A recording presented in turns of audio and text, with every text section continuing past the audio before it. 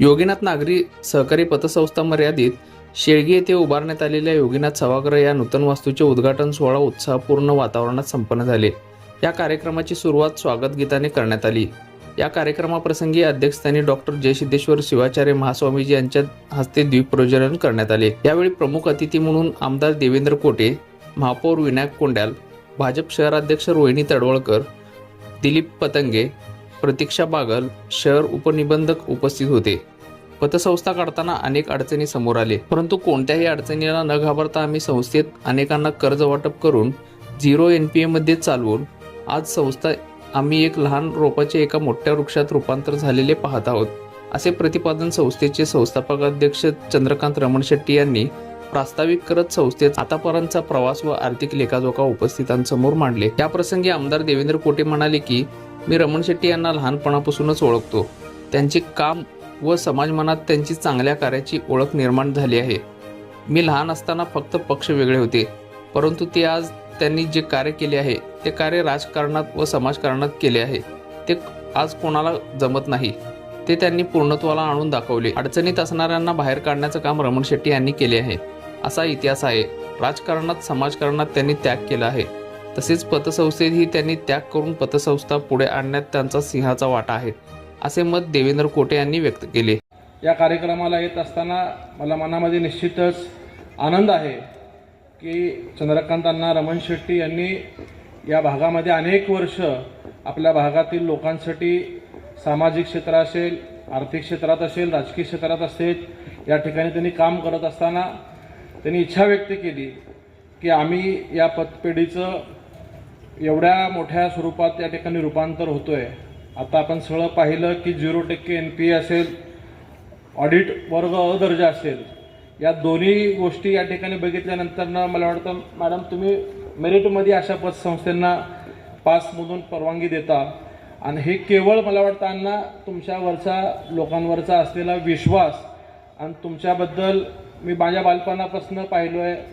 जरी आपले त्यावेळीचे पक्ष वेगळे असले तर तुम्ही या भागातल्या लोकांसाठी ज्या अर्थाने काम करत होतात हे पाहत असताना जावळे काका असतील, ठेसे मालक असतील, हे दोघंही लोक माझ्या परिवाराशी अनेक वर्षापासून जोडले गेलेले आहेत। आणि तुम्ही मला भेटून या पतसंस्थेची सगळी माहिती दिली, मला खूप कौतुक वाटलं। कारण का जी व्यक्ती 10-15 वर्ष शेळगीसारख्या भागात नगरसेवक म्हणून काम करते, अशा व्यक्ती पतसंस्था किंवा बँका चालवणं हे राजकीय लोकांना थोडंसं अडचणीचं असतं। आणि त्याचं कारण आता पतंगे साहेबांनी सांगितलं किंवा कदाचित बागल मॅडमलाही त्याबाबतचं कल्पना आहे की कर्ज देणं सोपं आहे, परंतु कर्जाची वसुली करताना येणारा वाईटपणा हा आपल्या राजकारणावरती होऊ शकतो। आणि त्याचं मला वाटतं अण्णा 15 वर्षात तुम्हाला कधीही फटका बसला नाही। तुम्ही त्या सगळ्या गोष्टी बॅलन्स करून ही पतसंस्था वाढवली आणि आता आपण सांगितलं की 30,000 रुपयावरनं सुरुवात झालेली पतसंस्था आज 30 कोटीपर्यंत पोहोचलेली आहे। ही कुठंतरी तुमच्यावरती असलेला विश्वास आहे, तुमच्या सगळ्या सहकाऱ्यांची तुमच्यासोबत घेऊन जाण्याची वृत्ती, म्हणून मला वाटतं हे या ठिकाणी शक्य झालं। अनेक कोरोनाचे काळ असतील किंवा अनेक संकट आली असतील, आता कोणीतरी व्यासपीठावरती उल्लेख अडचणीचा केला। मला वाटतं अण्णांमुळं कुठलीही गोष्ट अडचणीत येण्याचा विषय नाही, उलट अडचणीत असणाऱ्यांना बाहेर काढण्याचं काम रमण शेट्टी अण्णा करतात, हे मला वाटतं थोडासा इतिहास आहे। आणि अण्णा तुम्ही मनाने खूप मोठे आहात, तुम्ही नेहमी त्याग केलेला आहे, तुम्ही राजकारणात त्याग केलात, समाजकारणात काम त्याग करतायत, आज अर्थकारणात ही पतपेढी पुढे घेऊन जात असताना सुद्धा तुमचा खूप मोठा त्याग या पतसंस्थेच्या कारभारात आहे, मला याची देखील कल्पना आहे। मला वाटलं एवढी मोठी इमारत आहे, एखादा कोणाचा बंगला आहे का, खालच्या एखाद्या मजल्यावरती पतसंस्था करतायत का, परंतु ते सांगितलं त्यांनी की ती पूर्णची पूर्ण इमारत ही त्या पतसंस्थेची आहे। आणि मला त्याचंही खूप मोठं कौतुक वाटतं की 30 कोटीच्या उलाढालीवरती असताना आपण एवढ्या मोठ्या इमारतीमध्ये कामकाज करताय। आणि निश्चितच तुम्ही आपल्या सिद्धेश्वर कृषी उत्पन्न बाजार समितीच्या माध्यमातून आपले सगळे आडत व्यापारी असतील, तिथं काम करणारे हमाल तोलार असतील, ह्या सगळ्यांच्या मदतीला आजपर्यंत ही पतसंस्था पाठीशी राहण्याचा प्रयत्न केलाय। आज एका शाखेवरनं दुसऱ्या शाखेवरती आपण वाटचाल करत आहात। आणि मला खात्री आहे की येणाऱ्या काळात या पतसंस्थेचे अनेक शाखा निर्मिती होतील आणि ज्या पद्धतीने रोहिणीताईंनी सांगितलं की ही 30 कोटीची वाटचाल येणाऱ्या कमी कालावधीमध्ये मला वाटतं 300 कोटीपर्यंत पोचायला काही अडचण राहणार नाही, हेही मला विश्वास आहे. आणि मी या पतसंस्थेला खूप खूप शुभेच्छा देतो.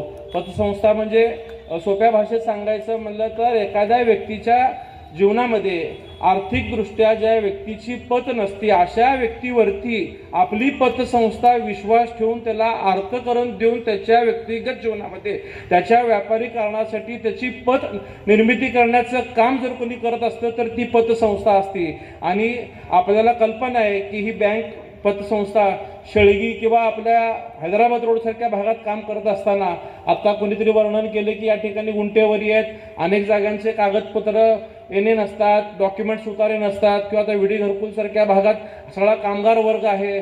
अशा ठिकाणी सुद्धा आपल्या सभासदांवरती आपल्या लोकांवरती विश्वास ठेवून कमी कागदपत्रामध्ये तुम्ही त्यांच्या अडचणीच्या काळात त्यांना मदत उपलब्ध करून दिलेली आहे.